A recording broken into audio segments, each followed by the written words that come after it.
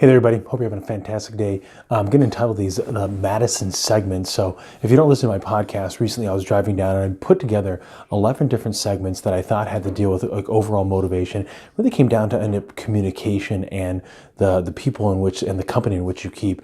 And so what I'm going to decide to do is create the 11 segments. I'm going to try to keep with the theme of what I was talking about in each of those segments. Then I'm going to upload it here, obviously here in this YouTube. And so for those of you that are watching that on Instagram or on Twitter, where you can get basically 1 minute video, feel free to go to my YouTube channel and you can see the entirety of each segment. So this one I'm going to entitle Your 5 Closest Relationships. So this could be family members or friends. And so you want to evaluate who you spend the most amount of time with and what their influence is on you. Are they uplifting you up or are they pulling you down?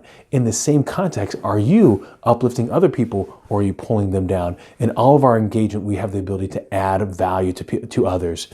And I would rather be someone that's adding positivity into your life. If you look at my why, and I write it everywhere where I'm available, is that my why is to leave a legacy by positively impacting people. So if we're engaging, whether it's for just this one segment that you're watching, or we're engaging in a long-term lifetime relationship, I want to make sure that I'm positively impacting you in a fantastic way.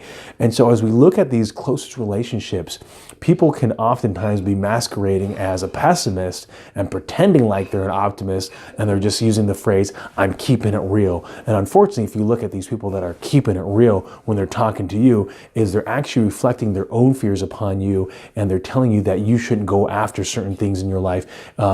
And they're judging it based on what they've only seen or what they've only done themselves.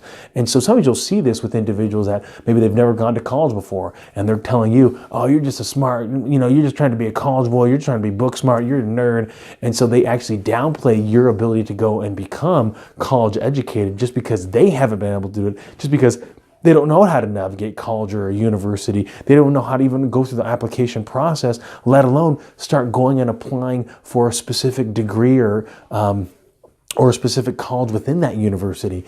And so because they come from this stance of fear, they then push that fear upon you. And unfortunately, if you're an individual that maybe isn't strong enough yet with your own particular will, you don't necessarily have a passion that you're going for when it comes to college, they can really deter you and dissuade you from making those specific decisions. And so as we look at these 5 close relationships, oftentimes people automatically think that they're, within their family, that group. However, if you look at your coworkers and the people that you associate with at work, that's probably 40 hours a week that you're working with these individuals. Again, what's that conversation sound like? If you're having lunch with these individuals, are you, again, lifting each other up to go see different heights and to go to greater things? It reminds me, recently I was watching the movie Pursuit of Happiness, and it talks about Chris Gardner in there.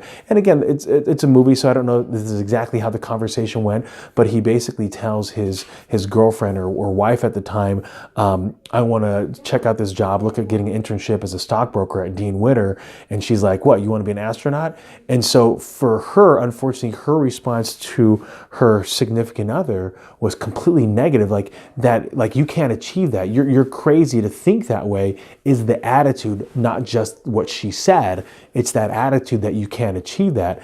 Yet he had the perseverance and the fortitude to withstand that, and also then had the perseverance to then pursue something. So really evaluate those closest relationships with you and look at distancing those that are going to pull you down, and then pull in closer those that are lifting you up. At the same time, look at yourself. How are you in regards to those relationships? Are you helping people see other things? Are you helping them see higher heights? Are you helping your coworkers get to that next level and get promoted? And are you a supporter of what they're accomplishing? Hope you are. Sherm's out.